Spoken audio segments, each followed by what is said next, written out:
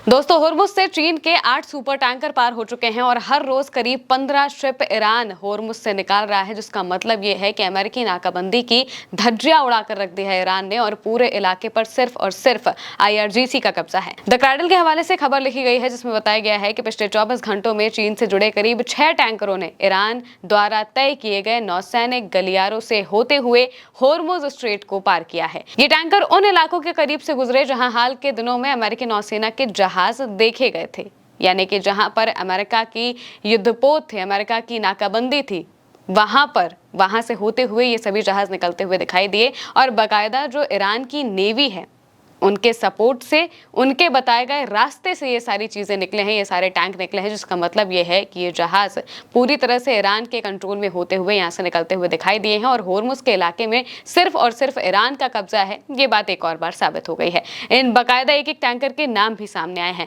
बताया गया है UAE में registered LPG tanker apex gas, जो कि पनामा के झंडे के तहत चल रहा था, वो निकला है।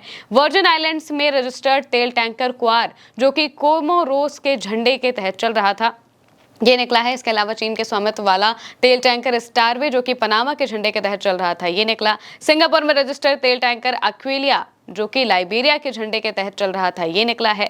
चीन के स्वामित्व वाला तेल टैंकर डीप ब्लू, जो कि पनामा के झंडे के तहत होर्मुज स्ट्रेट को पार कर रहा था, ये भी निकला है। इसके अलावा चीन का तेल टैंकर युआन हुआ हु, जो कि चीन के झंडे के तहत चल रहा था, ये भी निकला। ये गतिविधियां ऐसे समय में हुई हैं जब अमेरिकी राष्ट्रपति डोनाल्ड ट्रंप चीनी राष्ट्रपति शी जिनपिंग के साथ राजकीय यात्रा पर चीन जा रहे हैं। ये तो हुए 6 टैंकरों की बात। आप कहेंगे कि आपने तो 8 बताए हैं। 2 और टैंकर है जो कि इराक का तेल लेकर निकले हैं और बाकायदा ईरान ने जो रास्ते बताए हैं उन रास्तों से निकले हैं। क्रैडल के हवाले से इसके बारे में भी जो रिपोर्ट है वो छापी गई है। लिखा गया है, इराकी तेल के 20 लाख बैरल ले जा रहा चीनी सुपर टैंकर होर्मुज स्ट्रेट से गुजर रहा है।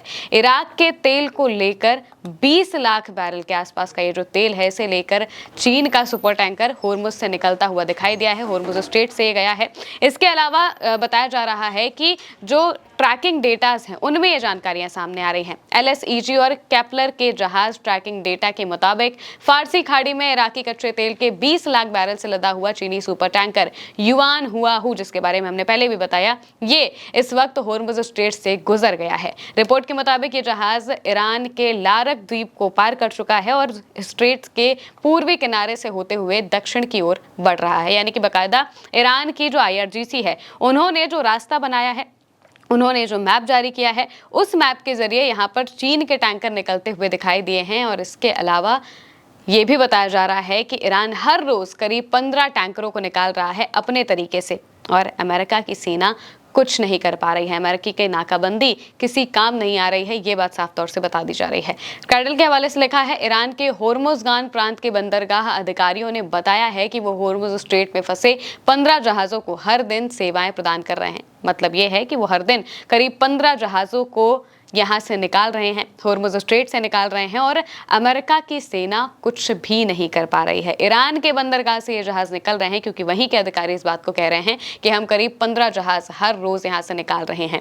और अमेरिका ने नाकाबंदी इस वजह से लगाई थी ताकि ईरान को रोका जा सके, ईरान को आर्थिक तौर पर कमजोर किया जा सके, लेकिन ये सारी चीजें काम नहीं आ रही हैं और ये बात अब ट्रंप को भी समझ आ रही है, क्योंकि अगर अब अमेरिका के युद्धपोत वापस से इस इलाके में अपनी प्रेजेंस को बढ़ाएंगे तो वो ईरान की मिसाइलों की चपेट में आ जाएंगे। पहले भी जब उन्होंने ऐसा करने की कोशिश की, ईरान ने ताबड़तोड़ मिसाइलें दाग दी और फिर अमेरिका के युद्धपोतों को यहाँ से भागना पड़ता है। अब ईरान जो है वो अपना कब्जा दिखाने के लिए और ये बात बताने के लिए कि सारी चीजें ईरान के अंडर कंट्रोल है, इसके लिए वो एक एक करके जो टैंकर्स हैं उन्हें रास्ता दे रहा है, निकाल रहा है और बता रहा है कि नियम से चलो, हमारे बनाए नियम से चलो, उसके बाद ही हम जाने देंगे, वरना हम जाने ऐसे नहीं देंगे। और इसके तहत चीन के करीब 7 से 8 जो टैंकर हैं, सुपर टैंकर हैं, इसके अलावा जो तेल टैंकर हैं, ये निकलते हुए बताए गए हैं। और इसके साथ में ही हर रोज करीब 15 तेल टैंकर ईरान यहाँ से निकाल रहा है और अमेरिका की नाकाबंदी को पूरी तरह से ध्वस्त कर रहा है। इस बीच जब चीन में डोनाल्ड ट्रंप और शी जिनपिंग के बीच मुलाकात हो रही है तो होर्मुज होर्मुज के मामले पर भी उन दोनों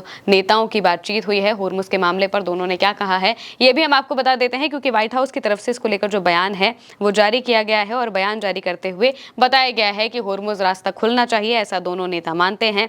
जो ट्रंप हैं उनकी तरफ, उनके जो व्हाइट हाउस है उनकी तरफ से पोस्ट किया गया और लिखा गया कि president Trump had a good meeting with president Xi of China. The two sides discussed ways to enhance economic cooperation between our two countries, including expanding market access for American business into China and increasing Chinese investment into our industries. Leaders from many of the United States' largest companies joined a portion of the meeting. The president also highlighted the need to build on progress in ending the floor. बाकी सारी चीजें, और इसके बाद आती है state of Hormuz की बात। लिखा गया है the two sides agreed that the Strait of Hormuz must remain open to support the free flow of energy.